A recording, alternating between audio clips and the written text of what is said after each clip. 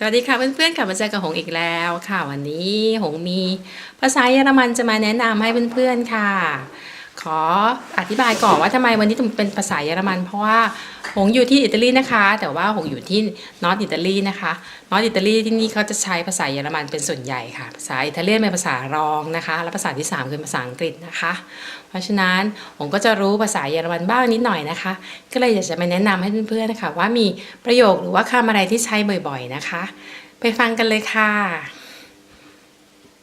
คำแรกนะคะมาแล้วค่ะตัวยุ่งค่ะคำแรกนะคะคำที่เขาใช้ทักทายกันนะคะ hello hello พูดว่า hello นะคะแต่ว่าไม่ได้พูดว่า hello พูดเป็น h a w l o hello แปลว่าสวัสดีนะคะ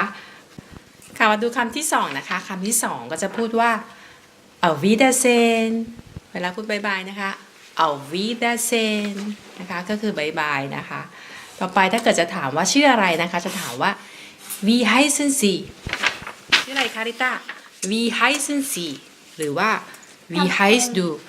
wie heißt du แล้วเวลาตอบก็จะตอบว่า ich heiße หงหรือว่า ich heiße วรังคณานะคะ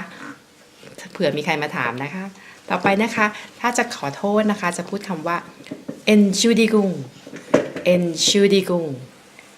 นะคะแปลว่าขอโทษนะคะ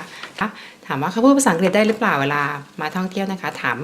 คนที่นี่ว่าพูดภาษาอังกฤษได้หรือเปล่าจะถามว่า sprechen Sie English sprechen Sie English นะคะแล้วก็บอกว่า ich verstehe nicht ich verstehe nicht ก็คือว่าฉันไม่เข้าใจค่ะคุณพูดภาษาอังกฤษได้หรือเปล่าคะจะได้คุยกันได้เนาะ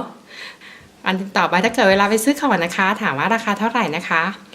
was kostet das was kostet das นะคะเห็นข้างหลังไหมคะเห็นในตัวเล็กอยากที่จะถ่ายวิดีโอเหมือนกันหรือว่าจะถามว่า wie viel kostet das ก็ได้นะคะอันต่อไปนะคะเวลาจะให้เช็คบิลนะคะจะบอกว่า Rechnung bitte Rechnung bitte นะคะอันต่อไปนะคะเวลาซื้อของนะคะแล้วถามว่าอันเนี้ยทั้งหมดหรือยังอย่างเช่นถือว่าซื้อเสร็จแล้วก็เขาถามว่าอันเนี้ยแค่นี้ใช่ไหมบอก alles danke ก็คือว่าแค่นี้นะขอบคุณ alles danke อันสุดท้ายนะคะก็คือคำว่า danke ค่ะขอบคุณนะคะเวลาพูด danke แล้วเนี่ยคนส่วนใหญ่ก็จะพูดตอบว่า bitte danke แล้วก็ bitte ก็คือว่าไม่เป็นไรค่ะนี่แหละค่ะเป็นประโยคที่ใช้บ่อยๆใช้ทุกวันเลยค่ะเวลาไปซื้อของช้อปปิ้งคิดว่าอันนี้น่าจะเป็นประโยชน์สำหรับเพื่อนๆนะคะเอาไว้เจอกันใหม่คลิปหน้านะคะอย่าลืมกดไลค์กด Subscribe ให้กับช่องของหงด้วยนะคะสวัสดีค่ะบ๊ายบายถ้าเกิดว่าเพื่อนๆมาเที่ยวนะคะจะถามว่าพูดภาษาอังกฤษได้หรือเปล่าก็จะถามว่า sprechen Sie English sprechen Sie English